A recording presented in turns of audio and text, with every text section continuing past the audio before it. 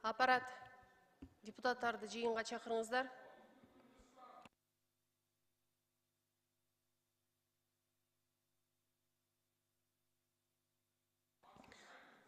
Фракция Ишеним, фракция Альянс, фракция Бүтін Қырғызстан, фракция Иман Нуру, депутаттарын шақырыңыздар.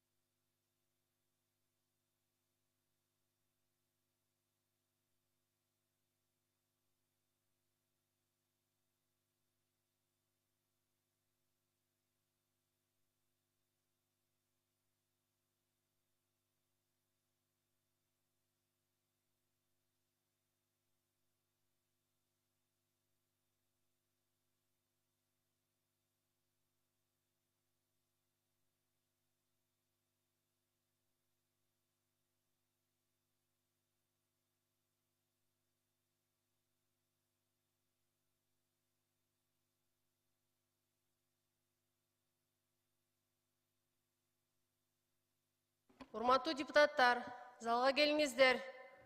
Аппарат, чалыңыздар, чакырыңыздар депутаттарды.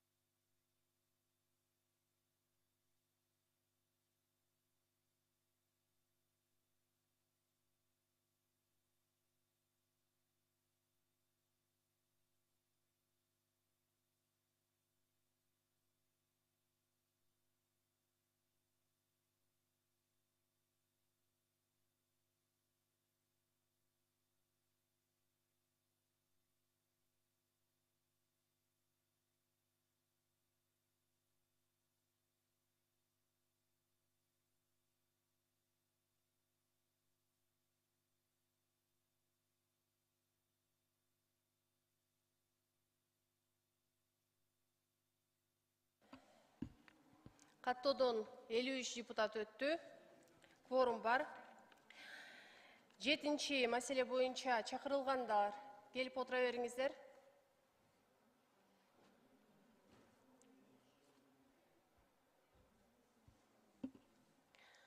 Аппарат, Альянс фракциянын депутаттарын чакырыңыздар.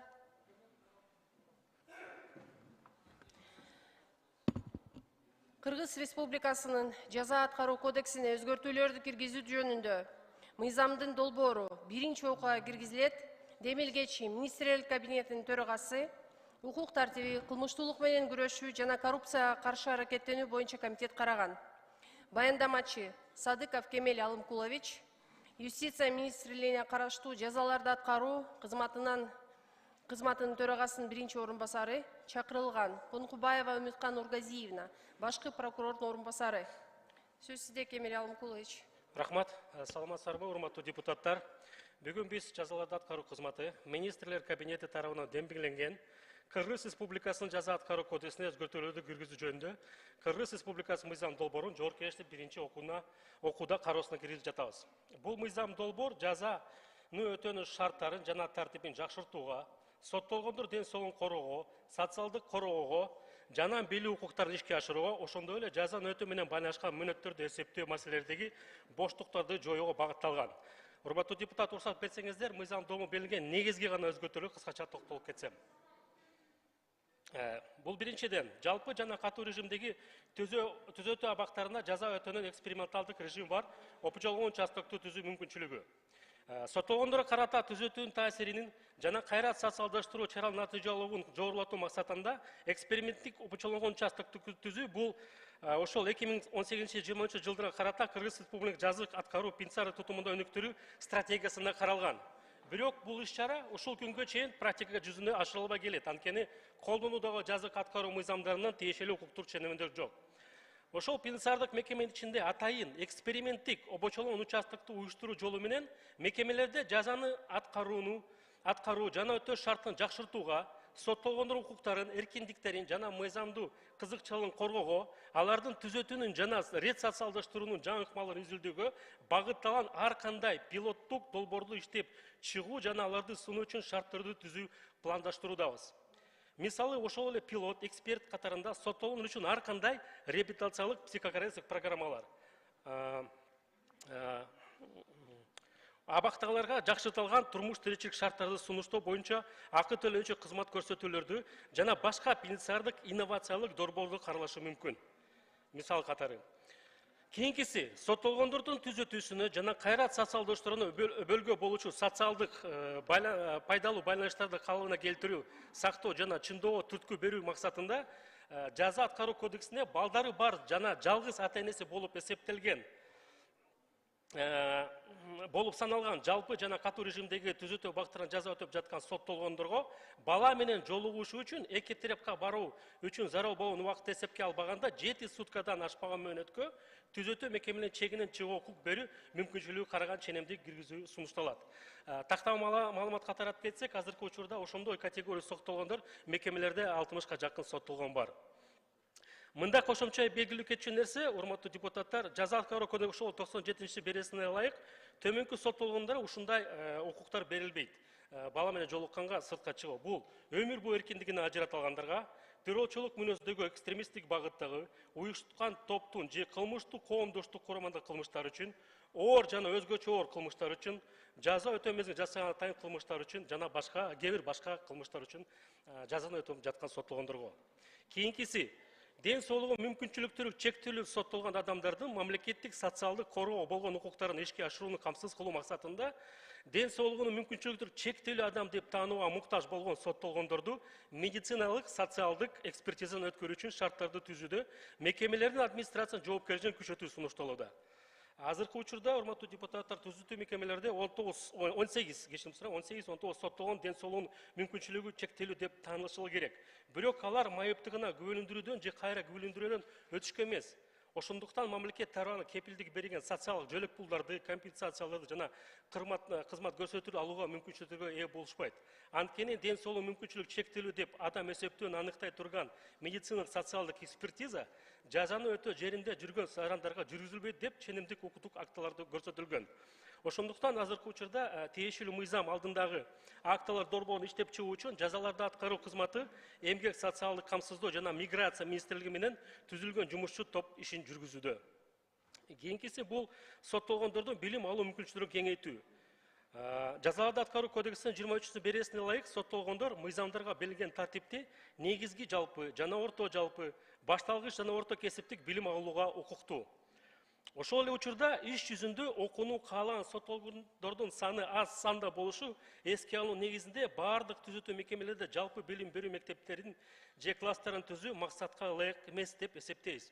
Ошондуктан түзөтүү мекемеде жалпы билим берүү мектеби же класстары жок болгон учурда ошол мекемеде жазасын өтөп жаткан жана билим алууну каалаган соттолгонду жазаны андан ары өтөө үчүн жалпы билим берүү мектеби же класстары бар ошол эле түрүндөгү башкача айтканда режимде башка мекеме которо укук бере турган ченемдерге киргизүүнү сунуштайбыз. Кийинкиси бул азыркы учурда жазаларды аткаруу кызматы соттолгондор үчүн акы төлөнүүчү иш орундарын камсыз кылууга чоң көңүл бурууда. Бул алардын психологик абалын сактоого, түзөтүүсүнө жана социалдык реабилитациясына өбөлгө түзмөкчү.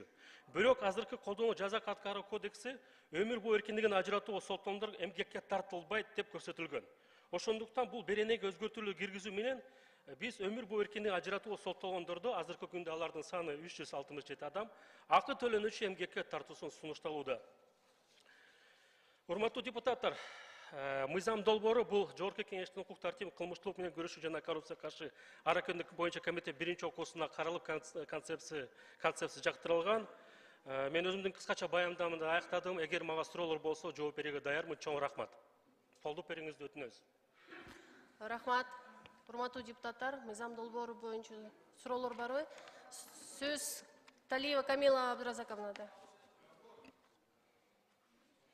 Рахмат. Урматтуу баяндамачы, концепциясын окуп чыктым. Мыйзамдын ниети абдан жакшы экен. Керектүү мыйзам. Эми дүйнө жүзүндө гуманизмди эч ким мындай жокко чыгарган эмес. Жана бул жерде силер ошол соттолгондорду бир топ категорияларын көрсөтүпсүңөр, кимдер бул мындай жеңилдикке кирет, кимдер кирбейт, так көрсөтүпсүңөр. Мыногу 97-берененин бир бөлүгүндөгү жаза өтөөнү жеңилдетилген шарттардагы жогоруда аталган соттолгондорго жылына 2 жолу чыгууга деп атасыңар, үй бүлөсүнө 1 жумага. Ооба, 7 суткадан ашпаган мөөнөткө 2 тарапка жолун сакталган убакытты эсептегенде. Эми ошо 1 жумага деп атасыңар. Ал эми жаза өтөөнүн кадимки шарттарындагы соттолгондорго жылына 1 чыгууга уруксат берилиши мүмкүн деп атасыңар да. Ошо мүмкүн деген жерде коррупция болуп калбайбы? Муну эми ар кандай жагы бар да. Бул жака барсаң, жана бизде талкууладык, ат өлөт, бул жака барсаң өзүң өлөсүң дегендей эле болуп атат да. Эгер мүмкүндү бербей койсо, дагы бир мүмкүндү берсе, бу жерде эми жанагы силердин эми подзаконный акты кийин жоболор менен бекемдейсиңер албетте, туурабы? Бирок комиссия анан мүмкүн дегенди кандай пайдаланып коет, каалагандай кылып уруксат берип, ошол жерде коррупция болушу мүмкүн да. Ошого кандай ойдосуз? Мен түшүндүм. Ооба, сиз айтып атканыңыз туура. Балким кандайдыр бир коррупциялык же кандайдыр бир тобокелдик барбы жокпу деген мааниде туура түшүндүм. Мен ойлоп атам, азыр биякта коррупция мындай тобокелдик жок болушу мүмкүн. Анткени бул учурларда, мындай учурларда аны комиссия чечет. Комиссия бул ар бир түзөтүү мекемесинин өзүнүн комиссиясы бар. Ошол комиссия чече алат да, ошондо канча кайсы соттолгондо. Биякта сиз айтып атат, сиз экинчи бөлүк киргизип атканыңыз биз кадимки шартта, анан жеңилдетилген шарттар дегени бул стимул катары болушун да. Алардын туура жүрүм-туруму стимул катары, ошон үчүн кадимки шартта 1 жолу, мына жеңилдетилген шартта 2 жолу бул стимул катары болсун депчи. Ошондой көрсөтүп койдук, мындай айрылым, дифференциация болсун деп. Түшүндүм. Мындай сыртка чыкканга уруксат берилбей тургандардын бир тобуна атапсыңар бу жерде. Жанагы өмүр бою камалгандар, оор кармоонун катуу шартындагылар, деги эле жанагы бүт бар неме болуптур. Анан бирок бул жерде эми негизинен мен ошо аялдар жөнүндө айткым келет да. Жеңил эми кылмыштын баары кылмыш. Жеңил оор болбойт дегендей. Бирок ошондо дагы ошол көбүнчөсүн аялдар ошол өзүнүн ар кандай ситуацияга кээде ошол өзү каалабай туруп, ошол турмуштук бир баягы кокустуктан улам кылмышка кириптер болуп калып түшкөндөр бар дегендей, өзүнү самооборона деп койт, өзүнү коргойм деген деп бир кылмыштарга барып калган жагдайлар болуп калат. Балдары менен жолугушууда эми албетте алар жанагы эле кичинекей мөөнөткө аралыкка барып тууган уругу, жакындары менен жолугуп жүрөт. Бирок ушундай кичине баягы кылмыштын эми жеңилирээк түрүнү менен ушул айрыкча ушул аялдардын чыгып үй бүлөсү, балдары менен жолукканын бул ошол абдан мыйзамды мен ошол жагын жактырдым да. Көбүнчөсүн аялдар. Ушуну көбүрөөк ушул мыйзам көбүрөөк иштесе да аял заттары үчүнчү мына аялдардын түрмөлөрүндө бүгүнкү күндөгү абалды көрүп жүрөбүз. Мен мына бир 10 жыл мурда көрдүк эле, азыр дагы эле эми шарт деген түрмө деген түрмө да. Түрмө эми курорт эмес ал жер. Үй бүлөсү менен жолукканга ушул мыйзам аркылуу мүмкүнчүлүк алынат экен да, бул мыйзам концепциясы. Бул абдан мындай абдан маанилүү мыйзам экен бул. Ошо мен колдоп берүүгө чакырат. Рахмат. Макулмун, махмат. Анткени ошо негизинен ошо аял соттолгондорго багытталган, негизде ошондой сандар, көбүнчөсү аялдар. Рахмат. Аппарат табло бериңиздер.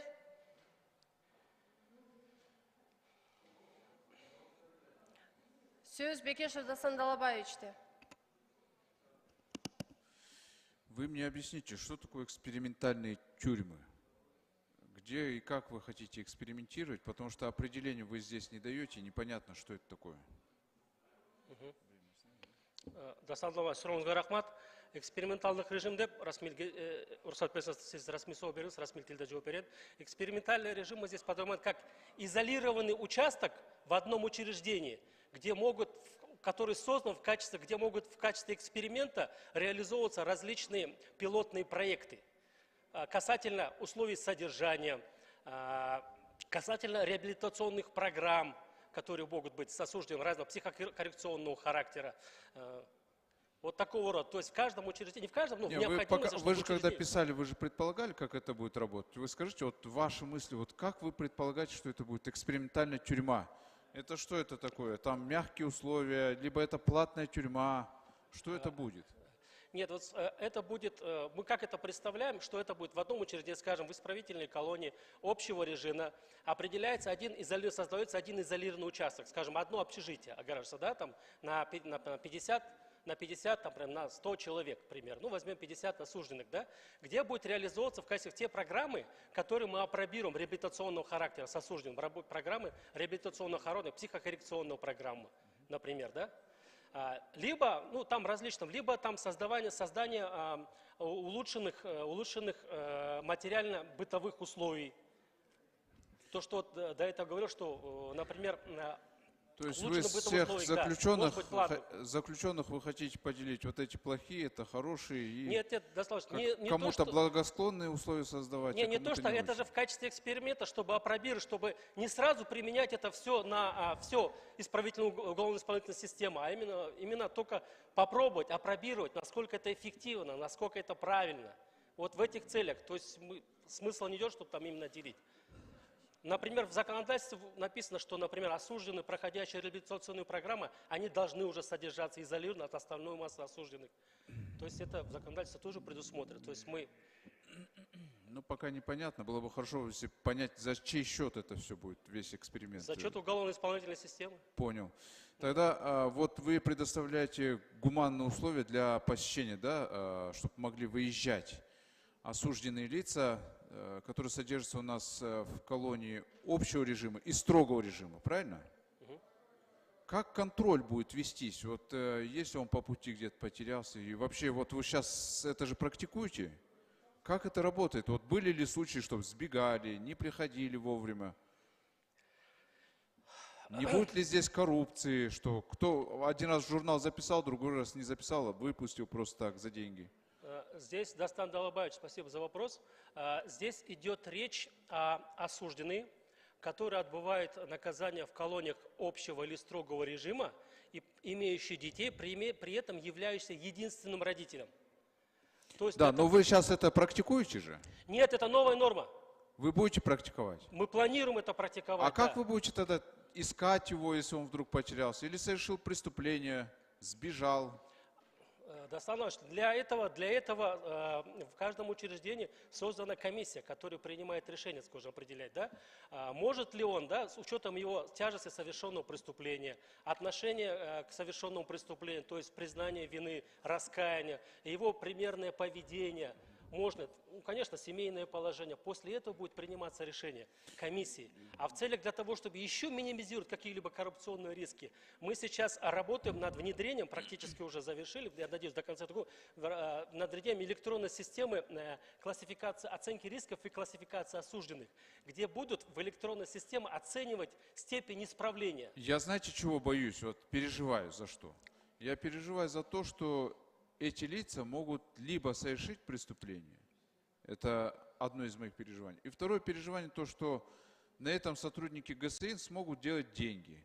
Кого-то захотели, отпустили, кого-то не отпустили, кто-то не смог заплатить, его не отпустят. У кого-то есть деньги, он зеленый дал в карман, его отпустили на то, чтобы он там съездил к детям.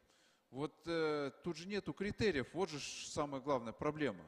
Вы говорите сейчас электронной системы оценки рисков. Да, там выработаны критерии. Критерии нужны, четкие. Да, да, обязательно, правильно, обязательно. Иначе это все за деньги будет происходить. И вот у нас оттуда и блатные зэки появятся, и потом простые зэки появятся и так далее. Да? От чего мы пытаемся уйти с вами? А вы сейчас экспериментальная тюрьма, а потом кому-то хорошие условия. Хорошо, в тюрьме можно пользоваться телефоном сейчас? Нет, запрещено. И дальше будет запрет? Да. А как получается так, что осужденные, сидя в тюрьме, они пользуются телефоном? Это вот обвиняемый по созданию 3 кооперативов. Вот у нас есть одна гражданка, она создала Best Invest, Ак KG, еще какие-то там Dream House KG, вот такие кооперативы, обманула очень много людей, создает WhatsApp-группу у себя, сидит там, общается, кому-то что-то обещает, на кого-то давит. Вот как это понять? И это же не единичный случай. Вот здесь зам генпрокурора сидит, я бы тоже попросил бы внимание обратить. Я письмо писал об этом. Да, Дастан Далбач, очень правильный вопрос. Это действительно наша проблема, с которой мы боремся. Мы не поддерживаем это. К сожалению, такие факты имеют место быть.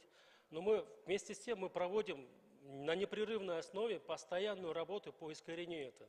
Есть результаты. Кроме того, для того, чтобы продолжить, проводятся различные оперативные, режимные, организационные мероприятия.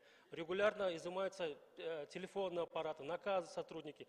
Кроме того, для того, чтобы усилить ответственность, мы сейчас разработали законопроект, который сейчас находится на согласовании госорганов, который будет усилить ответственность за попытку проноса запрещенных предметов, в том числе и мобильных телефонов, на территории пенитенциарного учреждения. К сожалению, на сегодняшний день за это предусмотрена ответственность только административно, согласно кодекса о правонарушениях. Там штраф 17,5 часов сомов. Мы хотим ее ввести еще, если увеличить, во-первых, размер штрафа, а если это будет совершено повторно, после того, как лицо ранее привлекалось к административной ответственности, то уже к уголовной ответственности. То есть это еще одна мера.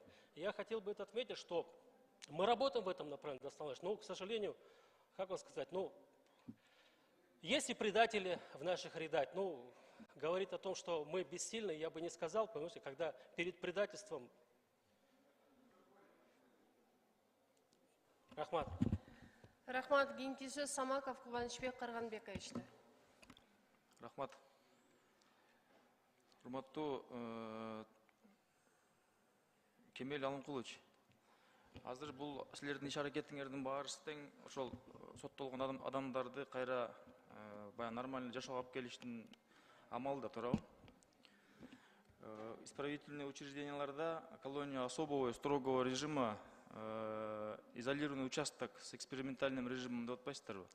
Бул ошол колония общий строгий режимдин ичинде өзүнчө имарат курулабы же азыркы существующий имараттардын ичинде өзүнчө изолированный участок кылган атасыздарбы? Аны сурооңузга рахмат. Ал бул деген бул түзөтүү мекеме инфраструктурасына жараша болот. Албетте анткени бул эксперименталдык обочолонгон участок деген биз болсо ошо башка соттогон бөлөк кармоо аларды бочолонтуу дегенди билдиребиз. Ошону түшүнүш керек. Башкача анткени бул башка мисалы башка жатакана болушу мүмкүн. Башка камералар болушу мүмкүн. Кыргызстанда кайсы общий строгий режим колония ошондойго топ келет? Сурап атканым, Кыргызстанда бир ушул колония общего или строгого режимда өзүнүн нормасынан ашык адамдар отурат. 1000 адам отурчу жерде 2000ден ашык адам отурат. 47-чи колониянын ордунда ипотекага үй салынып атканына байланыштуу ошону таратышкан. Азыр ар бир колония строгого общего режима контингент превышает 1,5-2 раза.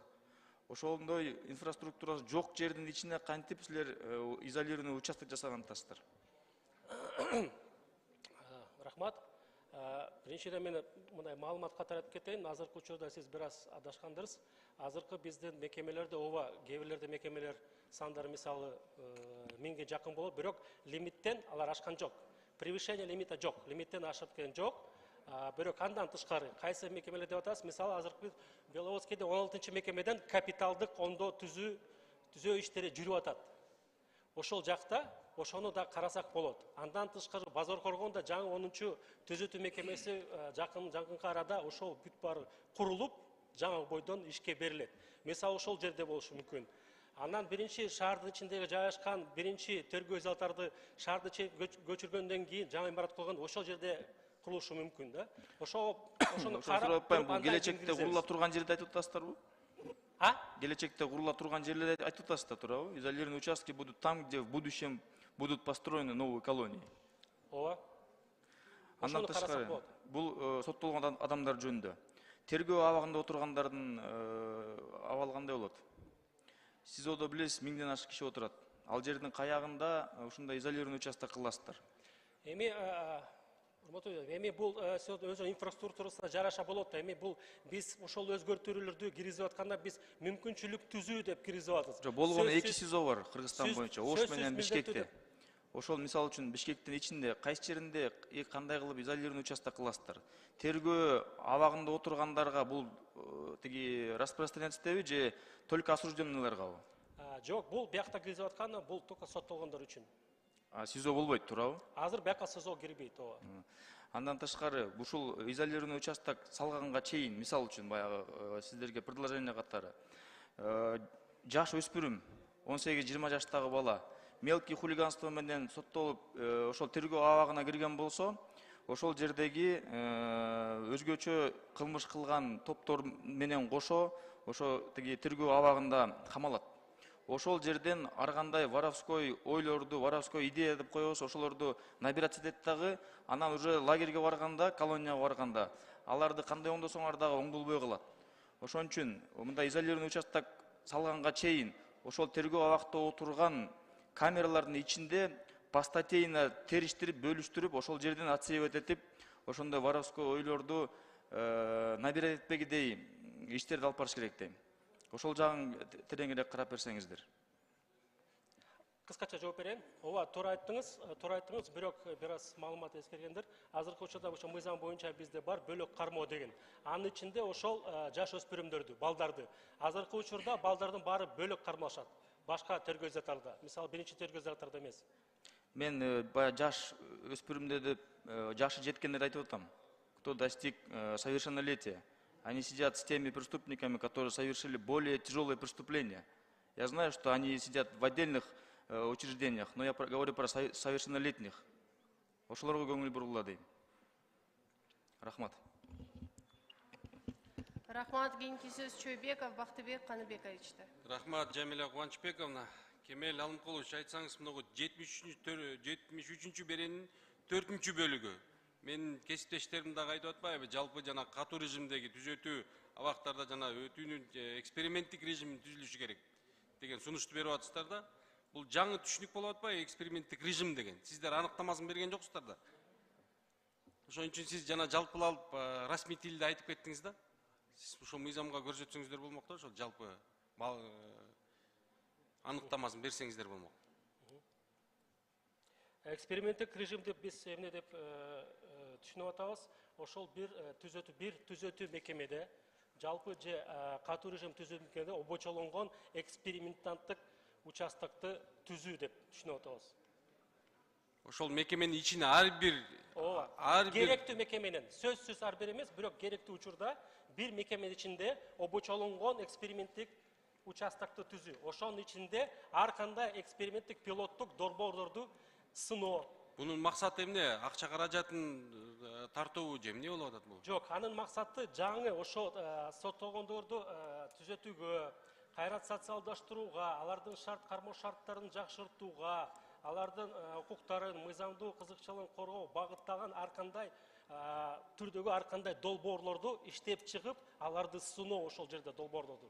Кыска мүнөттүн ичинден кийин. Эгер ошол ийгиликтүү болсо, ошол долбоор башка мекемелерге жайылтуу. Түшүнүктүү. Анда мен экинчи окууга дагы өзүмдүн сунушумду берем. Анан 97-чи берене боюнча соттолгон жарандарды үй бүлөнүн бала чакасы менен жолугуштуруу маселеси. Эгерде ошол отурган жаран деп коелу, ал ошонун баягы заявлениясы менен сиздер карайсыздар. Үй бүлөсүнүн балдар менен жолугуштурганга, туурабы? Бирок экинчи тарап ошого макулбу, макул эмеспи? Жолукканга. Анткени кичинекей жашы жете элек балдар болот. Алардын психологиялык жагынан кандай болуп каларын, ушул жагын бир айтсаңыз, ушул жагында бир маалымат бериңизчи. Айтсаңыз. Сиз көтөргөн маселеси бар. Ушундай да учурлар кездешет. Ооба, туура айтасыз. Бирок биз ал учурларга туш келгенде эмес, ар бир жолушу берерден мурул аны комиссия изилдейт. Бизде ар бир мекемеде социалдык кызматкерлер иштейт. Мисалы, алар бүт бар ошон соттолгон өмүр боюн социалдык абалын, социалдык муктаждыгын таап туруп, социалдык картаны толтурат. Анда бүт маалыматтар болуш керек. ал милдеттүү ошол кызматкерчи. Ошол мында баяндама берет комиссия, берсе болобу, сунуштай ушундай уруксат берүүгө, же максатка ылайыксызбы ушундай деп. Ошондон кийин гана комиссия чечимге келишет. Ошондо эки тараптын баягы кызыкчылыктары кабыл алынып, ошонун негизинде комиссия чечип чыгарат экен да. Сөзсүз анткени ооба. Анан үчүнчү маселе болсо 113 берене биринчи бөлүгү.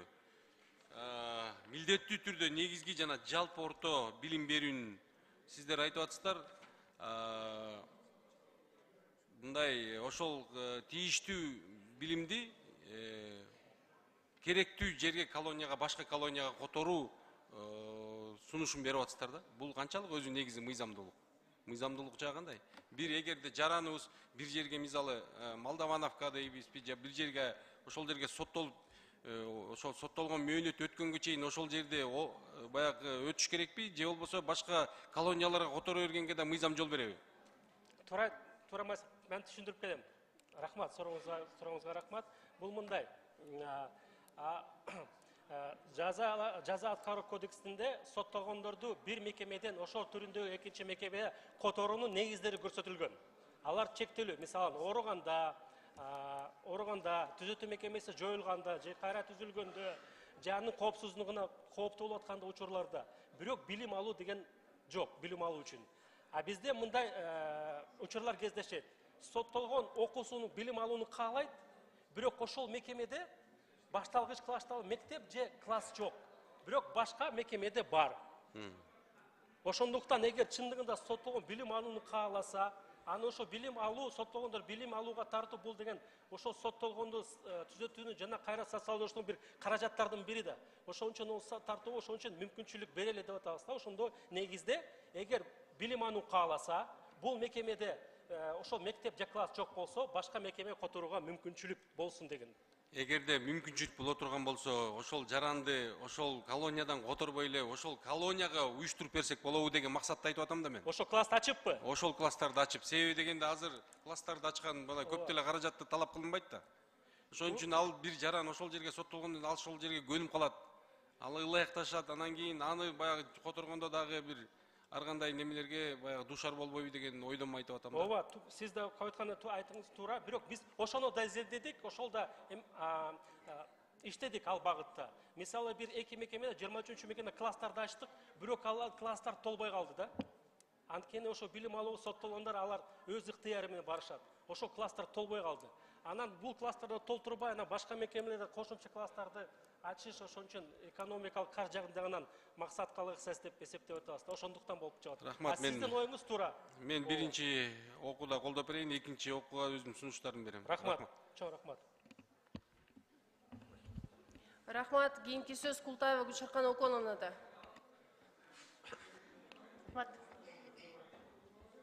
Урматтуу Кемел Алымкулович, бул мыйзам долбоору менен мына эксперименталдык режимди киргизүү сунушталып атат да. Анан кийин менде бир мындай суроо болуп атат да. Бул эксперименталдык режим деген азыр жазык аткаруу мекемелеринин тартибинде каралгандан башкача, башка түрүн колдонуу болуп атат да, туурабы? Ошо башка түрүн колдонуу болуп атат, туурабы? Кандайча башка? Азыр сиздерде жазык аткаруу мекемелеринен азыркы режимден башкача режим кирип атат да, туурабы? Анан ошол мезгилде сиздер бул жерде бул режимди эл аралык кандай тажрыйбанын негизинде киргизип жатасыздар? Каралдыбы ошо эл аралык стандарттар, башка жактарда ушундай режимдер барбы? Ооба, бул деген айтып атам, бул эксперимент түрдө ар кандай башка мисалы башка өлкөлөрдө режим эмес, болдук башка эксперименттер жүргүзүп толук эле мекемеде.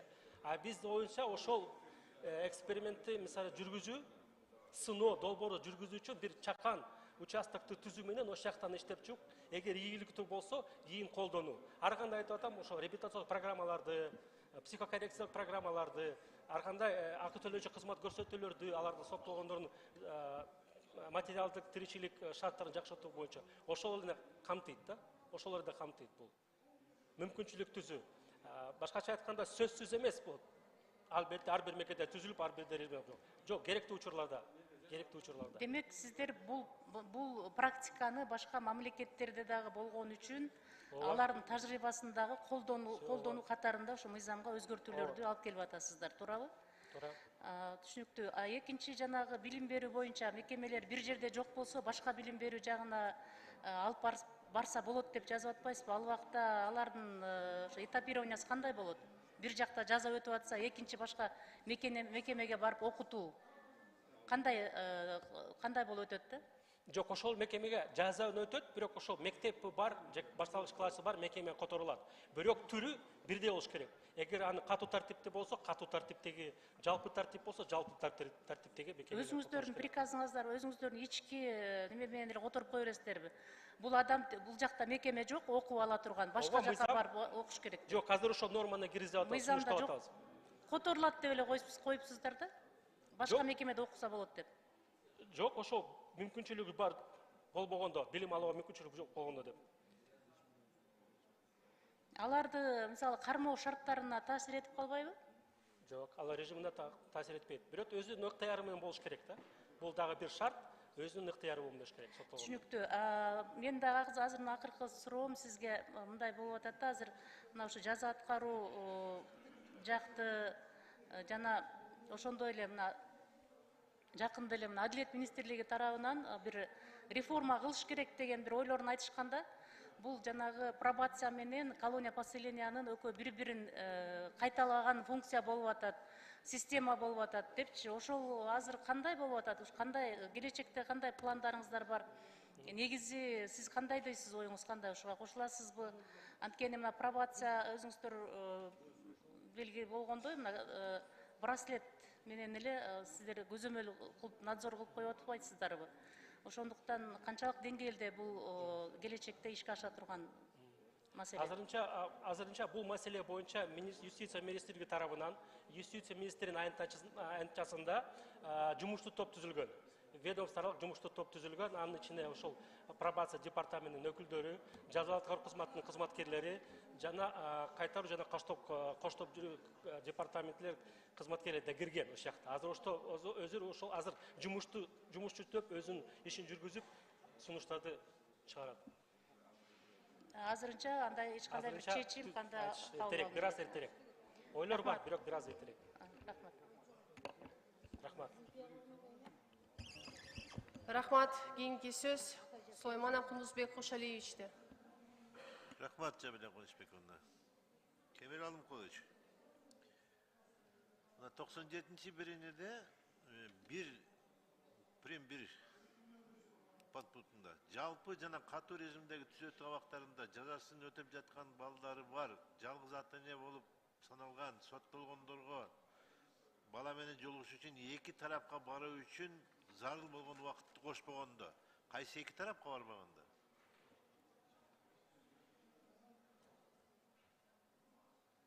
Түшүнбөй калдыңызбы?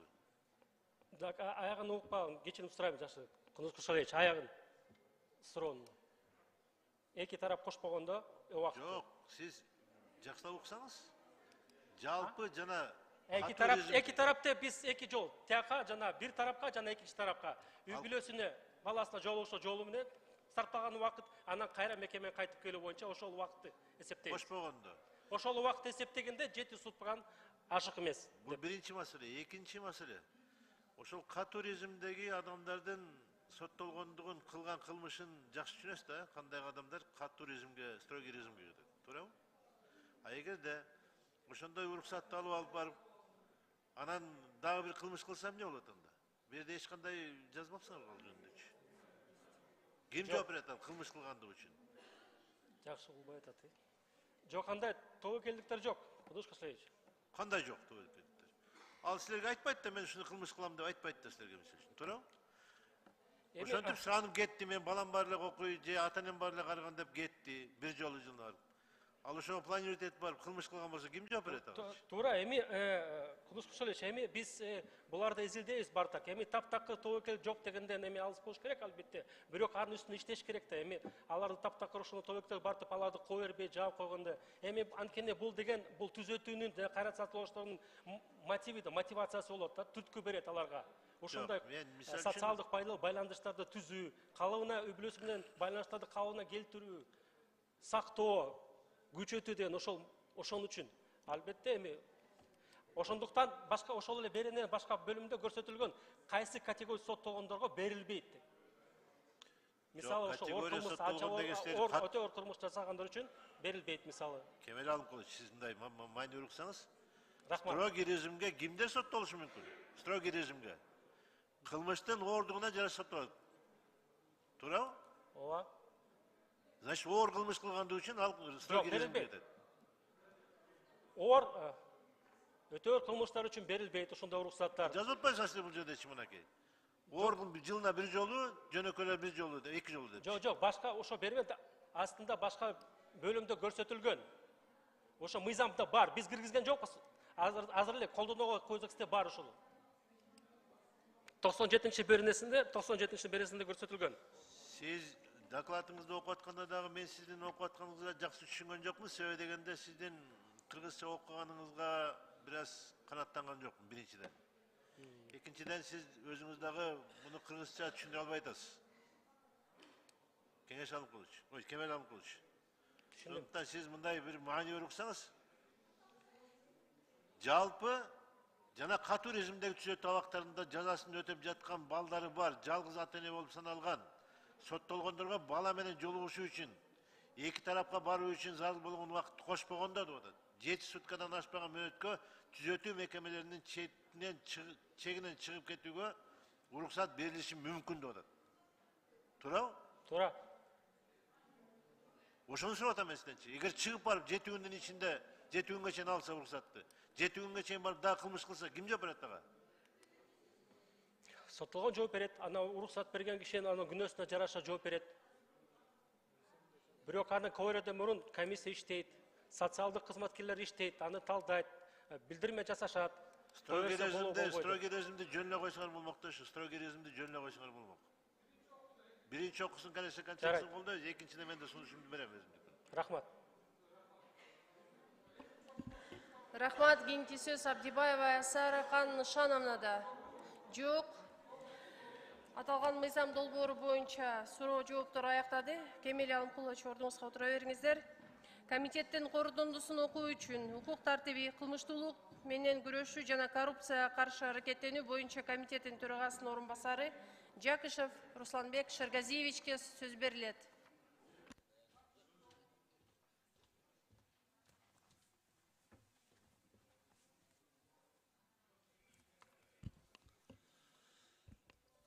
Комитет аталган мыйзам долбоорун талкуунун жыйынтыгы менен төмөндөгүдөй корутундага келди. Кыргыз Республикасынын Министрлер Кабинетинин төрагасы Жапаров тарабынан демилгеленген Кыргыз Республикасынын жаза аткаруу кодексине өзгөртүүлөр киргизүү жөнүндө Кыргыз Республикасынын мыйзам долбоорунун концепция жактырылсын жана биринчи окууда кабыл алуу Кыргыз Республикасынын жогорку кеңешине сунушталсын. Урматтуу депутаттар, аталган мыйзам долбоорун биринчи окууда колдоп берүүңүздөрдү сунуштайт. Рахмат. Аппарат кошумча катууну ачыңыздар.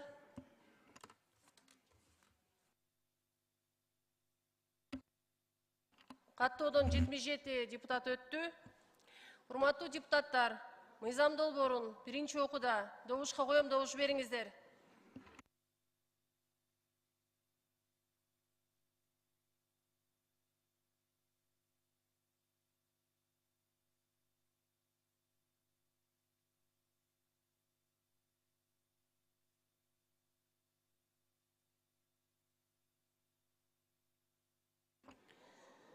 Макул 54, каршы жок, баары 54, катталды 77, мыйзам долбоору биринчи окууда кабыл алынды. Чакырылгандар бара берсеңиздер болот. Кийинки маселе. Чакырылгандар отура бериңиздер. Кыргыз Республикасынын кылмыш жаза процессуалдык кодексине өзгөртүүлөрдү киргизүү жөнүндө мыйзамдын долбоору биринчи окууга киргизилет. демилгечи министрлер кабинетинин төрагасы укук тартиби, кылмыштуулук менен күрөшүү жана коррупцияга каршы аракеттенүү боюнча комитет караган. Баяндамачы Ашырхаджаев Эркебек Жумабекович, ички иштер министринин орун басары чакырылган. Конкубаева Үмүткан Нургазиевна, башкы прокурордун орун басары. Сөз сизде, Эркебек Жумабекович. Саламатсыздар, урматтуу Жамиля Кубанычбекова, урматтуу депутаттар. Бул мыйзам долбоору кылмыштуулукка каршы натыйжалуу күрөшүү, укук коргоо органдарынын баардык кызматтарынын иштерин оптималдаштыруу максатында иштелип чыккан. Сиздерге белгилүү болгондой 2021 жылдын 1-декабрында Кыргыз Республикасынын жаңы кодекстерин ишке кириши менен тергөөчүлөрдүн эмгек жүйү жогоруланууда. Анткени тергөөчүлөргө кылмыш иштерин тергөөсүнөн тышкары 102 жана 112 ыкчам кызматына келип түшкөн маалыматтарды автоматтык түрдө кылмыштардын бириктүү реестринин маалыматтык каттоо журналына катталып, аларды кароо жана алар боюнча чечим кабыл алуу милдети дагы кошумча жүктөлгөн. Айта кетсем, 2024 жылдын 8 айында жалпы 218.320 маалыматтардын ичинен 76%, башка айтканда 165.121 материал бул бузуулар кодекси менен каралып турган маалыматтар болуп эсептелет. Козголгон кылмыштардын иштеринин пайызы 11,14% түзөт.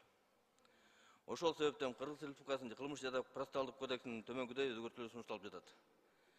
Тергөөчүгө, прокурорго 102 жана 112 ыкчам телефондор аркылуу келген маалыматтар боюнча алдын ала кылмыштардын белгилери жок болсо, тергөөчү кылмыш ишин козгоодон баш тартуу жөнүндө токтом чыгарбастан, ыйгарым укуктуу органдарга жиберүүгө мүмкүндүк берүүчү өзгөртүүлөр киргизилип жатат.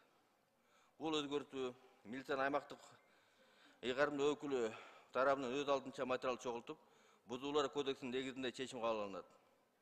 Бүгүнкү күндө ар бир келип түшкөн маалымат боюнча тергөөчү сурак кылып, материал чогултуп, кылмыш ишин иш козгоодон баш тартуу токтом чыгарып, чогултулган материалдардын көчүрмөсүн алгачкы текшерүү органына бузуулар кодексинин негизинде кароо үчүн жөнөтүлүп жатат. Алгачкы текшерүү органдары кылмыш болгон жерге изин суутпай, издөө иш-чараларын өз алдынча жүргүзүүгө жана сурак кылууга ыйгарым укуктарды берүүгө өзгөртүүлөр сунушталып жатат. Бул мыйзам долбоору боюнча бардык кызматкерлер кылмыш болгон жерде функционалдык милдеттерин так аткарууга, кылмыш болгон жерге тез барып ал жерден кылмышкерлерди аныктап изин суутпай издөө үчүн кылмыш ишин козгогонго чейин күбөлөрдү суракка алуу милдеттери берилип жатат. Көрсөтүлгөн аракеттер сотко чейинки териштирүү иштери боюнча жүргүзүлөт. Ошондой эле бир гана алып коюу ВМК тергөө аракетинде тергөө судьясынын токтому негизинде тергөөчү жазуу түрүндө тапшырма берип, алгачкы текшерүүнү орган аткарууга алат деген өзгөртүүлөр сунушталып жатат.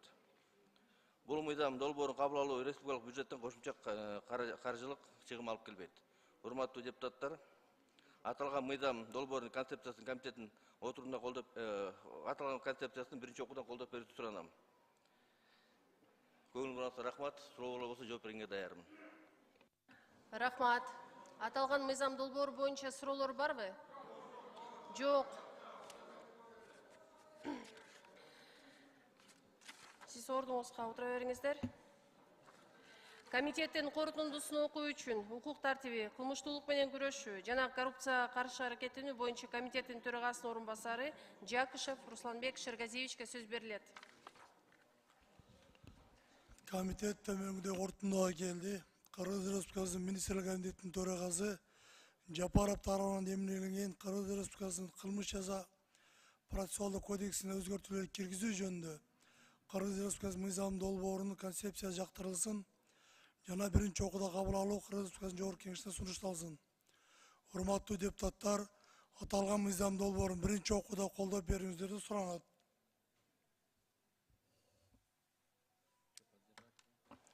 Рахмат. Аппарат кошумча каттоону ачыңыздар. Каттоодон 78 депутат өттү. Урматтуу депутаттар, мыйзам долбоорун биринчи окууда добушка коем, добуш бериңиздер.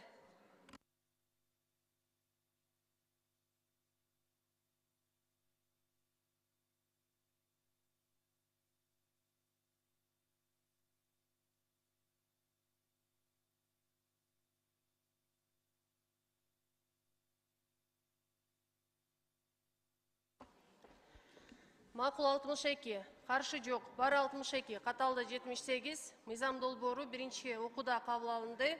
Чакырылгандар бара берсеңиздер болот. Рахмат. Кийинки маселе. Террористтик ишти каржылоого жана кылмыштуу кирешелерди легалдаштырууга адалдоого каршы аракеттенүү жөнүндө Кыргыз Республикасынын мыйзамына өзгөртүүлөрдү киргизүү тууралуу мыйзамдын долбоору биринчи окууга киргизилет. Демилгечи министрлер кабинетинин төрагасы, бюджет, экономикалык жана фискалдык саясат боюнча комитет, укук тартиби, кылмыштуулук менен күрөшүү жана коррупцияга каршы аракеттенүү боюнча 2 комитет караган. Баяндамачылар: Календеров Улукбек Ибраимович, финансы министринин орунбасары; Ашырхаджаев Эркебек Жумабекович, ички иштер министринин орунбасары; Шабданбеков Тимур Маратович, улуттук коопсуздук мамлекеттик комитетинин төрагасынын орунбасары; чакырылган Мусаев Алмаз Асаналиевич, финансы министрлигине караштуу финансылык чалгындоо мамлекеттик кызматынын төрагасынын орунбасары. Сөз сизде, Улукбек Ибраимович. Урматтуу депутаттар, сиздердин карооңуздарга сунушталып жаткан мыйзам долбоорунун негизги максаты уюшкан кылмыштуулукту каржылоого каршы аракеттенүүнүн укуктук негиздерин түзүү жана натыйжалуу жогорулатуу болуп саналат. Уюшкан кылмыштуулук бул коомдук экономикалык саясий турмушту туруксуздандыруучу, коомду жакшыртуу боюнча социалдык экономикалык реформаларды жүзөгө ашырууга тоскоолдук кылуучу негизги факторлордун бири болуп саналат. Бул кылмыштуулук эл аралык, башкача айтканда трансулуттук көрүнүш болуп дагы саналат. Ал айрыкча аткезчилик, банги заттарды мыйзамсыз жүгүртүү жана кылмыштуу кирешелерди легалдаштыруу, адалдоо сыяктуу кылмыш иштеринин түрлөрүн ачык байкалат. Бул уюшкан кылмыштуулуктун глобалдык мүнөзүн жанага каршы күрөшүү боюнча биргелешкен аракеттердин зарылдыгын тастыктайт. Ошону менен бирге негизинен бул мыйзам долбоорунун маңызына токтолуп кете турган болсок, мыйзам долбоорунун кабыл алынуунун жыйынтыгы боюнча төмөнкү маселелер чечилет. Биринчиден, мыйзам долбоору менен мыйзамдын преамбуласына жана милдеттерине уюшкан топторду жана кылмыштуу коомдоштукту каржылоого каршы аракеттенүү боюнча багыты толуктоо сунушталат. Уюшкан топторго же кылмыштуу коомдоштуктарга тиешеси бар физикалык жана юридикалык жактарды санкциялык тизмекке киргизүү жана аларга максаттуу финансылык санкцияларды колдонуу сунушталып жатат. Бул механизм уюшкан топтордун же кылмыштуу коомдоштуктун ишине финансылык көмөктү токтотууга жана аларды каржылоо каналдарын бөгөт коюуга натыйжалуу чара болуп саналат. Үчүнчүдөн, финансылык териштирүүлөрдү жүргүзүү маселелери боюнча укук коргоо органдарынын жана улуттук коопсуздук органдарынын милдеттерин белгилөө үчүн өзгөртүүлөр сунушталууда. Финансылык териштирүүнүн негизги максаты кылмыштуу ишти жүзөгө ашырууда акча каражаттарынын кыймылынын фактыларын аныктоо жана документтештирүү болуп саналат. Төртүнчү жагдай, кылмыштуу кирешелерди легалдаштыруу, адалдоо жана кылмыштуу ишти каржылоо фактыларын алдын алуу жана аларга өз убагында бөгөт коюу максатында шектүү операцияларды, бүтүмдөрдү токтотуу зарылдыгы келип чыгууда. Ушундай практикада дүйнөнүн көптөгөн өлкөлөрүндө, анын ичинде Россияда, Белоруссияда, Казакстанда, Түркмөнстанда, Өзбекстанда иштеп жатат. Бешинчи жагдай болуп, уюшкан топторду жана кылмыштуу коомдоштукту каржылоо, массалык кыргын салуучу куралды таратуунун каржылоо учурларында шектүү операциялар, бүтүмдөр жөнүндө билдирүүлөрдү жөнөтүү боюнча талаптар киргизилип жатат. Бул аракеттер кылмыштуу ишти каржылоого байланыштуу кылмыштарды аныктоого жана алдын ала бөгөт коюуга мүмкүндүк берет. Жалпысынан айтканда, сунушталып жаткан мыйзам долбоору коррупция, террористтик, экстремисттик иш, кылмыштуу кирешелерди легалдаштыруу, адалдоо кылмыштары сыяктуу эле уюшкан кылмыштуулукка каршы күрөшүүгө багытталган натыйжалуу укуктук механизмди түзүүгө багытталгандыгын билдиребиз. Ушуга байланыштуу урматтуу депутаттар, аталган мыйзам долбоорун колдоп берүүңүздөрдү өтүнөбүз. Көңүл бурганыңыздарга чоң рахмат. Рахмат. Урматтуу депутаттар, мыйзам долбоору биринчи окууда каралып атат. Суроолор барбы? Аталган мыйзам долбоору боюнча суроолор жок. Улукбек Ибраимович, ордуңузга отура бериңиздер. Комитеттин корутундусун окуу үчүн бюджет, экономикалык жана фискалдык саясат боюнча комитеттин төрагасынын орунбасары Масабиров Талайбек Айтмаматовичке сөз берилет. Рахмат, Жамил Кубанычбековна. Урматтуу депутаттар, террористтик ишти каржылоого жана кылмыштуу кирешелерди легалдаштырууга каршы аракеттенүү жөнүндө Кыргыз Республикасынын мыйзамына өзгөртүүлөрдү киргизүү тууралуу Кыргыз Республикасынын мыйзам долбоорунун концепциясы жактырылсын жана аны биринчи окууда кабыл алуу Кыргыз Республикасынын жогорку кеңешине сунушталсын. Рахмат. Аппарат кошумча каттоону ачыңыздар. Каттоодон 80 депутат өттү. Урматтуу депутаттар, мыйзам долбоорун биринчи окууда добушка коем, добуш бериңиздер.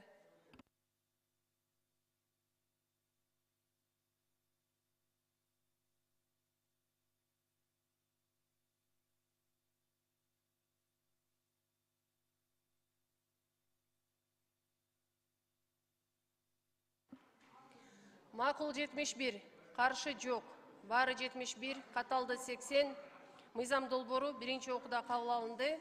Чакырылгандар, бара берсеңиздер болот. Рахмат. Кийинки маселе. 2024 жылдын 4 июлунда Бишкек шаарында кол коюлган Кыргыз Республикасы менен Азия өнүктүрүү банкынын ортосундагы Исі көлдө экологиялык башкаруу жана туризмди туруктуу өнүктүрүү долбоорун каржылоо боюнча кредиттик жана гранттык макулдашууларды ратификациялоо жөнүндө мыйзамдын долбоору биринчи окууга киргизилет. Демилгечи министрлер кабинетинин төрагасы эл аралык иштер, коргоо, коопсуздук жана миграция боюнча комитет, агрардык саясат, суу ресурстары, экология жана регионалдык өнүктүрүү боюнча комитет, бюджет, экономикалык жана фискалдык саясат боюнча 3 комитет караган. Баяндамачы Иманакулун уулу Талантбек министрлер кабинетине караштуу архитектура, курулуш жана турак жай коммуналдык чарба мамлекеттик агенттигинин директорунун орун басары. Сөз сизде. Саламатсыздар, урматтуу төрага, урматтуу депутаттар. Өзүңүздөргө белгилүү болгондой эле Кыргыз Республикасы менен Азия өнүктүрүү банкынын ортосунда 2024 жылдын 4 июлунда Бишкек шаарында Ысык көлдүн экологиясын башкаруу жана туризмди туруктуу өнүктүрүү долбоорун каржылоо боюнча кредиттик жана гранттык макулдашууларга кол коюлган. Аталган макулдашуулардын ратификациялоо багытын Кыргыз Республикасынын мыйзам долбоору иштетилип чыгып, сиздердин карооңуздарга сунушталып жатат. Макулдашууларга ылайык Азия өнүктүрүү банкынан 56 миллион АКШ долларын тартуу каралган. Анын ичинен 31 миллион АКШ доллары гранттык каражаттар, 25 миллиону АКШ доллары кредиттик каражаттарды түзөт. Азия өнүктүрүү банкынын кредиттик финансылык шарттарына ылайык каражаттар 32 жылга каралган. 8 жылдык жеңилдетилген мөөнөтү менен анын ичинде пайыздык ченеми 1% жана калган жылдары 1,5% менен берилет. Төлөмдөр жылына 2 жолу жүргүзүлөт жана бул процедура 2032 жылдын 15 декабрынан башталып, 2056 жылдын 15 июнунда аяктайт. Кыргыз Республикасынын министрлер кабинети бул долбоорду кошо каржылоого 8,9 миллион АКШ доллары көлөмүндө катышат. Ал эми жергиликтүү салыктарды жыйындары жана кошулар республикалык бюджетинин эсебинен каржылоого багытталат. Долбоорду ишке ашыруу мөөнөтү 6 жыл жана 2030 жылы 30 июлда аяктайт. Долбоор аркылуу Чолпон Ата шаарындагы сыйымдуулугу суткасына 14 000 куб саркындуу суроолорду тазалоочу курулмасы курулат. Чолпон Ата шаарында жана Бостери жана Бак дөөлөттүү айылдарында, ошондой эле Карабой айылында 108 километр ички канализация түтүктөрү жасалат. 45 километр канализация коллекторлору, көлдү бойлогон 15 километр жөө велодорожкасы жана Чолпон Ата шаарындагы тарыхый музейи 3 эс алуучу парк курулат. Туризм объектилеринин саймалуу таштар менен жайгашкан жер тилкесиндеги инфраструктуралар оңдолуп жакшыртылат. Сатык процедурасында жана иштелип чыккан тендерлик документтерге ылайык канализация тутумдарынын курулушуна 30 миллион АКШ доллары, туризм объектилерине 13 миллион АКШ доллары жумшалат. Ошондой эле консультациялык кызматтын 1 миллион 800 миллион АКШ доллары каралат. Долбоор колдоого 4 миллион АКШ доллары калат. Жана көчүрүү иштерине 100 миллион АКШ доллары, күндүн энергия алуучу панелдерине БДРге ички бетин чындоого 2,39 миллион АКШ доллары жана бөлүштүрүлгөн. Ошондой эле жанында курула турган канализациялык тармактарда Чолпон Ата шаарынын анын ичинен Бостери жана Бак дөөлөт айылдарында, ошондой эле Карабой айылынын аймактарында жайгашкан пансионаттардын, конок үйлөрдүн кураторлук канализациялык түтүктөрлөрү кошулат. Бүгүнкү күндө мам курулуш ратификация өткөрүлгөнгө чейин параллелдүү иш алып барып жатат. Чолпон Атада курула турчу бардык долбоорлорду сметаларын жасап чыгып, иштерин документтерин, тендерлик документтерин даярдалып бүттү. Азиялык өнүктүрүү банкына тапшырылды. 2024 жылдын 18-19 сентябрында жогорудагы канализациялык объектилерге Азия өнүктүрүү банкынын жана мамлекеттик сайттарында белгиленген тартипте тендер жарыяланды. Киргизилген мыйзам долбоорун колдоп бериңиздерге өтүнөбүз. Суроолор болсо жооп бергенге даярмын. Рахмат. Мыйзам долбоору биринчи окууда каралып атат. Суроо барбы? Суроо берүү үчүн сөз Чойбеков Бактыбек Каныбековичте.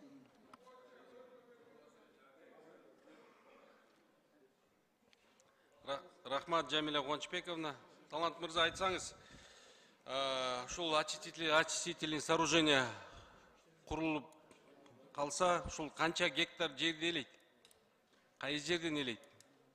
Чолпон Атаданбы же Бостерге салынабы? Бул башында айтып кеткендей, проектиде 12.000 метр куб жанакы саркындоочу суулар курулат. Андан тышкары Чолпон Ата, Бостери, Бак Дөөлөттү, Кара Ойлорунда 108 километр канализация салынат.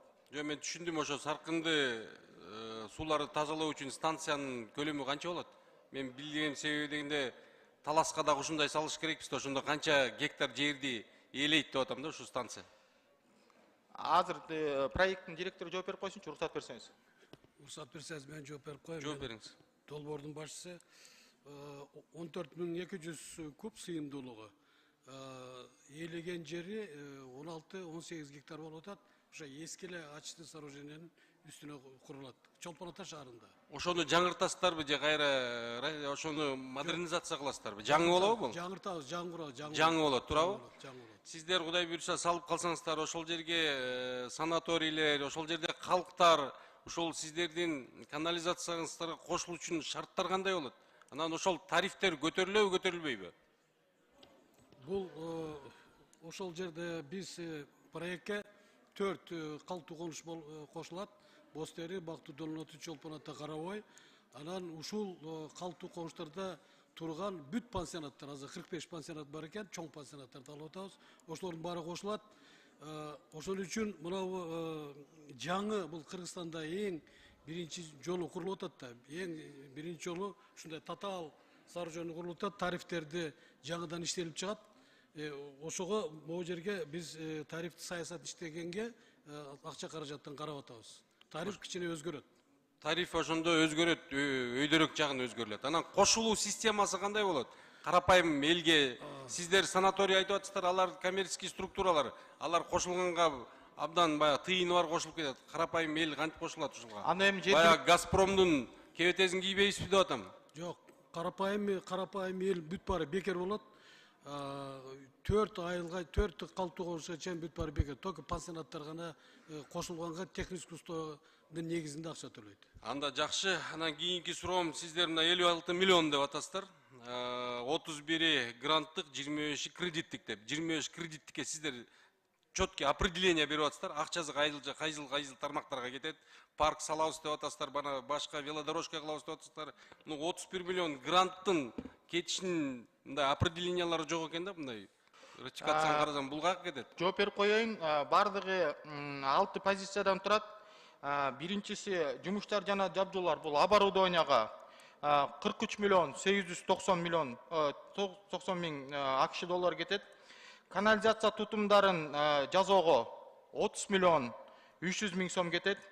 Туристик инфраструктураны бул гранттын эсебинен жасалат, 4 миллион 420 миң сом. Ал эми консультациялык кызматтарга 1 миллион 810 миң сом.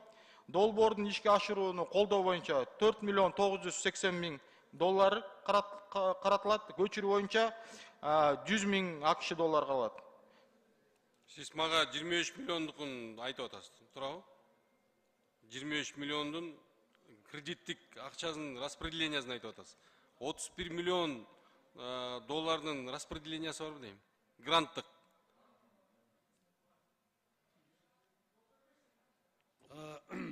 Берде кредиттик дагы, гранттык дагы. Жок, сиздер мага берге көрсөтүп атасыздарбы? 23 миллиондун эле расщеплениясын берип атасыздар да? 31 миллиондукун бербепсиздер. Ошон үчүн суроо пайда болуп атат. Мен анда сиз айткандай 30 миллион кредиттик гранттык болуп аткандан 25 миллиондой расшифровка бергиз деп атат. Биз сизге кат түрүндө берип коелучу анда. Болду, рахмат.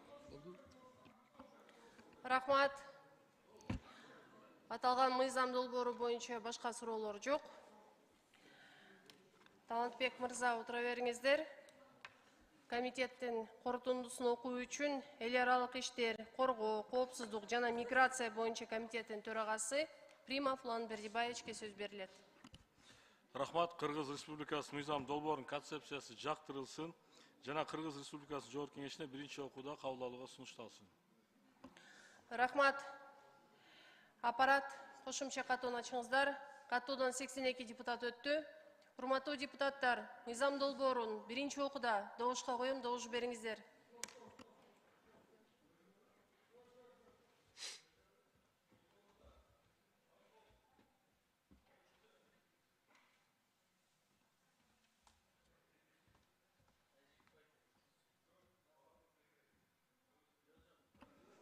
Макул 66, каршы жок, бар 66, катталды 82, мыйзам долбоору биринчи окууда кабыл алынды.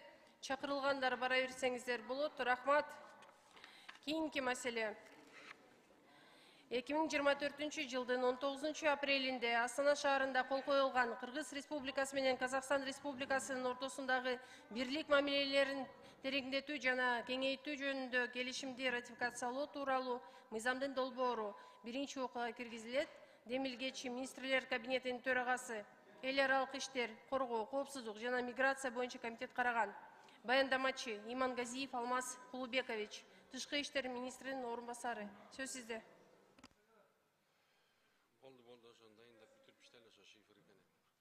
Урматтуу Жамиля Кубанычбековна, урматтуу депутаттар, силердин карооңуздарга Кыргыз Республикасы менен Казакстан Республикасынын ортосундагы бирлик мамилелерди тереңдетүү жана кеңейтүү жөнүндө келишимди ратификациялоо тууралуу Кыргыз Республикасынын мыйзам долбоору киргизилген.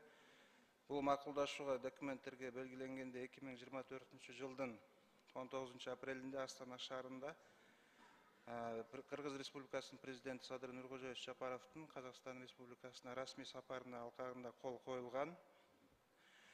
Кыргыз-казак мамилелеринин негизги документтери болуп 1997 жылдын 8 апрелдеги түбөлүк достук келишими жана 2003 жылдын 25 декабрындагы бирлик мамилелер жөнүндө келишим саналат. Жогорудагы документтер кыргыз-казак кызматташтыгынын узак мөөнөтү жана туруктуу өнүктүрүүнүн жалпы стратегиялык максаттарын, концептуалдык мамилелерин жана багыттарын аныктайт.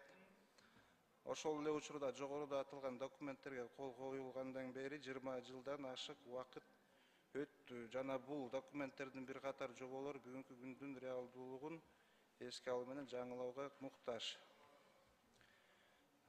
Ошол себептен биздин президент Такаевке жаңылоону келишимге сунуштаган, казак тарап муну колдогон.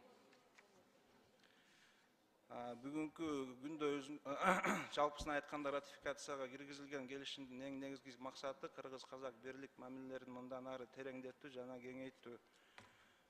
Урматтуу депутаттар, ушу мыйзам долбоорун колдоп берүүңүзгө суранабыз. Рахмат. Рахмат. Урматтуу депутаттар, мыйзам долбоору биринчи окууда каралып атат. Суроолор барбы? Жок. Комитеттин корутундусун окуу үчүн эл аралык иштер, коргоо, коопсуздук жана миграция боюнча комитеттин төрагасы Примов Улан Бердибаевичке сөз берилет. Рахмат. Кыргыз Республикасы мыйзам долбоору жактырылсын жана Кыргыз Республикасынын Жогорку Кеңешине биринчи окууга кабыл алууга сунушталсын. Рахмат. Аппарат кошумча катууну ачыңыздар. Катуудон 82 депутат өттү. Урматтуу депутаттар, мыйзам долбоорун биринчи окууда добушка коем, добуш бериңиздер.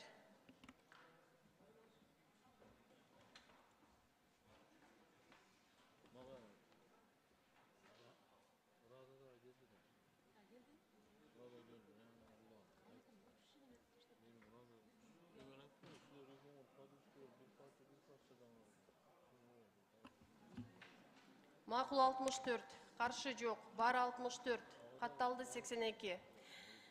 Мыйзам долбоору биринчи окууда кабыл алынды. Чакырылгандар бара берсеңиздер болот. Рахмат. Кийинки маселе. Кийинки маселе боюнча чакырылганда келе берсин.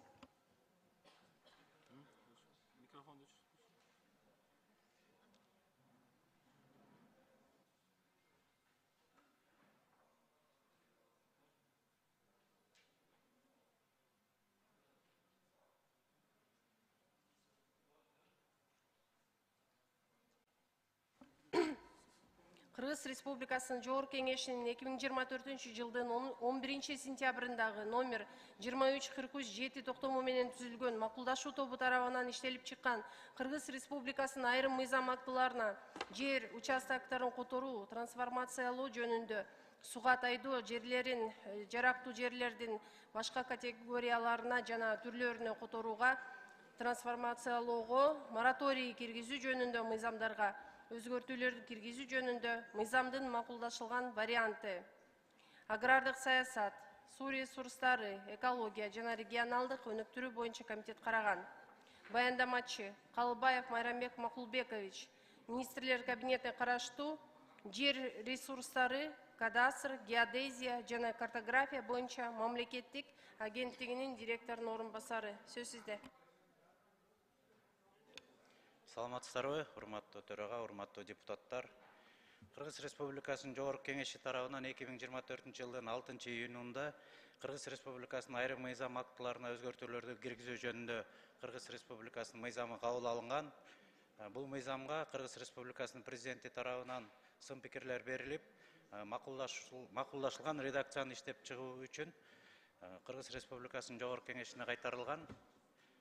Жогорку Кеңештин 11 сентябрындагы токтому менен макулдашуу тобу түзүлүп, ал топтун курамына Кыргыз Республикасынын Жогорку Кеңешинин депутаттары Мураталиев Марат Молдонович жана Алимжанова Нилуфар Якупжановна, Кыргыз Республикасынын президентинин Жогорку Кеңештеги туруктуу өкүлү Абытов Алмаз Акунжанович жана Кыргыз Республикасынын министрлер кабинетине караштуу жер ресурстары, кадастр, геодезия жана картография боюнча мамлекеттик агенттиктин директору Сатыбалдиев Асылбек Владимировичтен турган курамда бекитилген. Бүгүнкү күндө аталган макулдашуу тобу тарабынан мыйзамдын макулдашылган редакциясы иштелип чыкты. Агрардык комитетте 30 сентябрда жактырылды. Ошол мыйзамды колдоп берүүңүздөрдү суранабыз. Рахмат. Рахмат. Аппарат кошумча катууну ачыңыздар. Катуудон 82 депутат өттү. Урматтуу депутаттар, токтом долбоорун добушка коем, добуш бериңиздер. Сиз орун ала бериңиздер.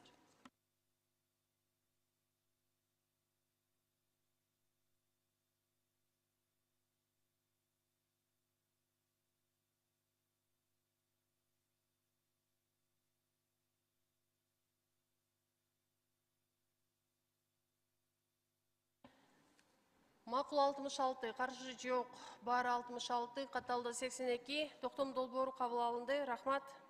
Кийинки маселе. Кыргыз Республикасынын президентинин каршы пикирлери менен кайтарылып берилген Кыргыз Республикасынын айрым мыйзам актыларына Кыргыз Республикасынын жарандарынын ден соолугун, тамекини, никотинди керектөөнүн кесепеттеринен жана айланадагы тамеки тутунунун жана аэрозолдун таасиринен коргоо жөнүндө мыйзамга укук бузуулар жөнүндө кодексине, кылмыш жаза кодексине өзгөртүүлөр киргизүү тууралуу Кыргыз Республикасынын мыйзамынын макулдашылган вариантын иштеп чыгуу үчүн макулдашуу тобун түзүү жөнүндө Жогорку Кеңеш токтомунун долбоору. Мыйзам долбоордун демилгечилери депутаттар Ташиев, Козуев, Эргешев, Маткеримов, Маматалиев, Исатбек кызы. Социалдык саясат боюнча комитет караган. Баяндамачы Конкубаева Үмүткан Ургазиевна, башкы прокурордун орун басары. Үмүткан Ургазиевна, сөз сизде. Рахмат, саламатсыздар, урматтуу депутаттар. Бул боюнча депутаттар тобу тарабынан иштелип чыккан мыйзам боюнча 231 прим жаңы берене киргизилген, бирок ошол берененин кылмыш жаза процессуалдык кодексинин 159 беренеси бул тактап айтканда тергөөнүн караштылыгы кайсы орган бул кылмыш ишти тергөө аныкталбай калган. Ошол себептен өзгөртүүлөр киргизүү керектигин билдиребиз. Ошол себептен эң негизги бир себептердин бири болуп, ушул каршы пикир менен кайтып келген. Ошол себептен макулдашуу комиссиясын тобун бекитип бериңиздерди сурайм. Рахмат. Рахмат. Үмүткан Ургазиевна, орун ала бериңиздер. Аппарат кошумча катууну ачыңыздар. Катуудон 82 депутат өттү. Урматтуу депутаттар, токтом долбоорун добушка коем, добуш бериңиздер.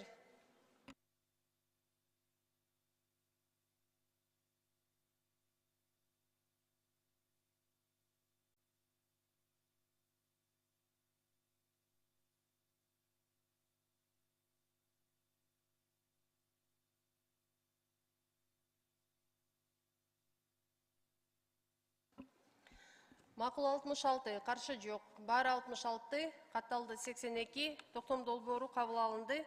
Чакырылгандар бара берсеңиздер болот. Рахмат. Кийинки маселе. Кыргыз Республикасынын президентинин каршы пикирлери менен кайтарылып берилген Кыргыз Республикасындагы мамлекеттик жөлөк пулдар жөнүндө Кыргыз Республикасынын мыйзамына өзгөртүүлөрдү киргизүү тууралуу Кыргыз Республикасынын мыйзамынын макулдашылган вариантын иштеп чыгуу үчүн макулдашуу тобун түзүү жөнүндө Жогорку Кеңештин токтомунун долбоору, мыйзам долбоордун демилгечилери депутаттар Талиева, Маматалиев, Мажитова, Исатбек кызы, Сурабалдиева, Төлөнов, Ханжеза, Раджабалиев, Аджигитов, Токтошев, Молдобекова, Нарматова, Раимбачаева, Айдарова, Алимжанова, Ашимова, Маткеримов, Сатыбалдиев, Мадумаров, Кужокулова. Социалдык саясат боюнча комитет караган. Баяндамачы Полотова Жылдыз Арсанбековна, эмгек, социалдык камсыздоо жана миграция министри. Сөз сизде, Жылдыз Арсанбековна. Рахмат. Урматтуу депутаттар, дагы бир ирет кутмандуу күнүңүздөр менен 2024 жылдын 23 майында Кыргыз Республикасынын Жогорку Кеңеши тарабынан кабыл алынган Кыргыз Республикасындагы мамлекеттик жөлөк пулдар жөнүндө мыйзамына өзгөртүүлөрдү киргизүү тууралуу Кыргыз Республикасынын мыйзамына карата 2024 жылдын 4-июлундагы номер 28-5983 Кыргыз Республикасынын Жогорку Кеңешинин дарегине Кыргыз Республикасынын президенти Садыр Нуркожоевич Жапаровдун каршы пикири жөнөтүлгөн. Аталган каршы пикирде негизги 3 сунуш берилген. Кыскача токтоло кетсем, биринчи бул Кыргыз Республикасында мамлекеттик жөлөк пулдар жөнүндө мыйзамынын 5-беренесинин 2-бөлүгүнүн ошондой эле Кыргыз Республикасынын Конституциялык сотунун Кыргыз Республикасынын Конституциясынын 44-беренесинин 2-бөлүгүнү расмий чечмелөө жөнүндө чечимин эске алып, бийик тоолуу аймактардын жашоочуларына көмөк мамлекеттик жөлөк пулдун өлчөмүнүн Кыргыз Республикасынын министрлер кабинети тарабынан белгилениши сунушталат. Ошондой эле ушуга байланыштуу мыйзамдын 12 прим беренесинин 1-бөлүгүндө 30 эсептик көрсөткүчтөн кем эмес суммада деген сөздөрдү алып салуу сунушталат. Андан кийин экинчиси бул Кыргыз Республикасынын мамлекеттик жөлөк пулдар жөнүндө мыйзамынын 11-беренесинин 5-бөлүгүнө ылайык эмгек акыга жана башка социалдык төлөмдөргө кошумча төлөөнүн райондук коэффициенттери белгиленген калктуу коңуштарда жашаган адамдарга мамлекеттик жөлөк пулдардын өлчөмдөрү бала төрөлгөндө балага сүйүнчү бир жолку төлөмдөн тышкары бул коэффициенттерди колдонуу менен эсептелет. Бюджеттик каражаттарды сарамжалдуу, пайдалануу максатында бийик тоолуу аймактардын жашоочуларына көмөк ар айлык жөлөк пулдун дайындоодо аймактык коэффициенттерди колдонбоо сунушталат. Бул себептен Кыргыз Республикасындагы мамлекеттик жөлөк пулдар жөнүндө Кыргыз Республикасынын мыйзамынын 11-беренесинин 5-бөлүгүнүн балага сүйүнчү бир жолку төлөмдөн деген сөздөрдөн кийин бийик тоолуу аймактардын жашоочуларына көмөк ар айлык жөлөк пулдан деген сөздөр менен толуктоо сунушталат. Жана үчүнчүсү бул кабыл алынган мыйзамды ишке ашыруу Кыргыз Республикасынын бюджетинин кошумча финансылык каражаттарды талап кылгандыктан Кыргыз Республикасынын Конституциясынын 86-беренесинин 3-бөлүгүнө ылайык мамлекеттик бюджеттин эсебинен каржылануучу чыгымдарды көбөйтүүнү караган мыйзамдын долбоору министрлер кабинети каржылоо булагынан аныкталгандан кийин Жогорку Кеңеш тарабынан кабыл алынат. Кыргыз Республикасынын ченемдик укуктук актылар жөнүндө мыйзамынын 26-беренесинин 1-бөлүгүнө ылайык жүзөгө ашуусу мамлекеттик бюджеттен каржылоого алып келүүчү ченемдик укуктук актылар боюнча каржылоо булагы аныкталганга чейин кабыл алынбайт. Жогоруда баяндалгандардын эске алып, ошондой эле кабыл алынган милдеттенмелерди өз убагында аткаруу максатында кабыл алынган мыйзамдын күчүгө кирүү мөөнөтүн 2026 жылдын 1-январынан тартып белгилөө зарылдыгы жөнүндө белгиленет. Жана ошондой эле ушул макулдашуу комиссиянын алкагында дагы бул маселени карайбыз. Урматтуу депутаттар, көңүл бурганыңыздарга рахмат. Рахмат. Жылдыз Арсанбековна, ордуңузга отура бериңиздер. Аппарат кошумча катоону ачыңыздар. Сөз суроо берүү үчүн Малиев Арсанбек Касымакуновичте. Рахмат. Урматтуу Жылдызхан Арсанбековна. Жана бир 2 айыл бар, тоң айылынан Эшперов, ошолор коэффициентсиз калыптыр. Алар катал шартта жашаган аймактарга кирет, бирок коэффициенттери жок экен да. Ошону эмне кылса болот? Азыркы учурда өзүңүз билгендей ошол комиссия түзүлүп иштеп аткан. Биз ошол комиссия тараптан жерине чыгып белгиленген калктык коңуштар боюнча тиешелүү токтомдун долбоорун иштеп чыкканбыз. Азыркы учурда ошол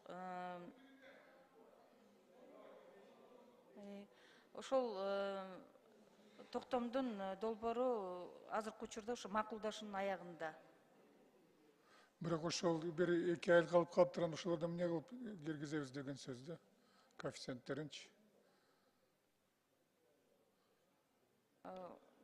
Буну кошумча башка убакытта сиз менен чогуу карайлы. Сиз комиссияга барып жүрөсүз, ошол комиссиялык ведомстволук аралык комиссиянын. Жок, ведомство комиссия мен барып жүрөм, бирок алар бир жылда бир 2 жолу чогулат экен, ошон үчүн аякта маселе көтөрүлбөйт экен да.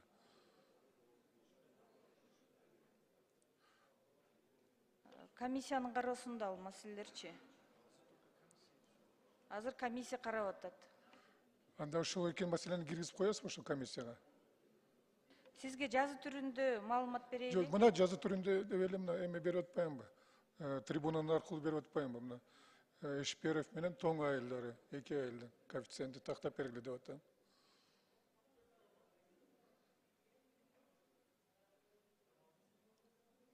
Тапшырма катары алсаңыз, ошол эки менин эмемдичи.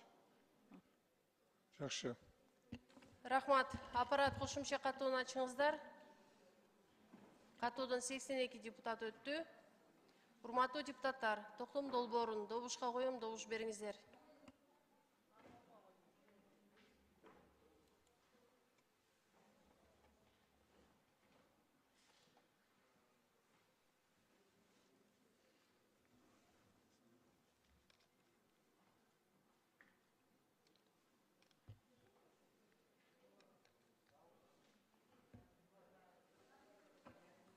Макул 68, каршы жок, бар 68, каталды 82. Токтом долбоору кабыл алынды. Чакырылгандар кете берсеңиздер болот. Рахмат. Кийинки маселе. Айыл банк ачык акционерлик коому тарабынан фермерлерге жана ишкерлерге кредиттин берилиши жөнүндө маселени иликтөө боюнча убактылуу депутаттык комиссия түзүү жөнүндө Кыргыз Республикасынын Жогорку Кеңешинин 2024-жылдын 26-июнундагы номер 2278-7 токтомуна өзгөртүүлөрдү киргизүү тууралуу Жогорку Кеңеш токтомунун долбоору. Баяндамачы Сыдыков Бактыбек Үсенович, Атажурк Кыргызстан парламенттик фракциясынын лидери.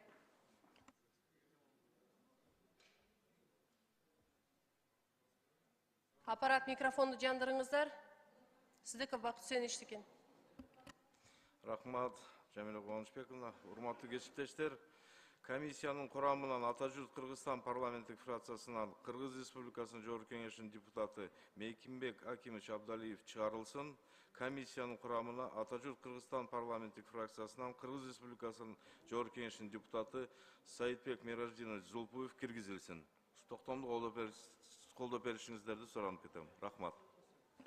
Рахмат. Аппарат кошумча катууну ачыңыздар. Катуудон 82 депутат өттү. Урматтуу депутаттар, токтом долбоорун добушка коем, добуш бериңиздер. Каршыны басабыз да.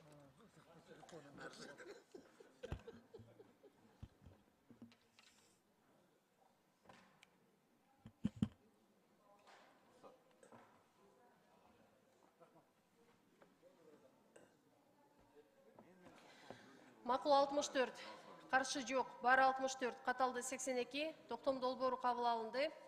Рахмат. Урматтуу депутаттар, Мен микрофон өчүрүп койгулачы. Урматтуу депутаттар, бүгүнкү күн тартибиндеги бардык токтом жана мыйзам долбоорлорун карап чыгып, кабыл алдык. Эртеңки пленардык жыйынга чейин сак саламатта болуңуздар. Рахмат.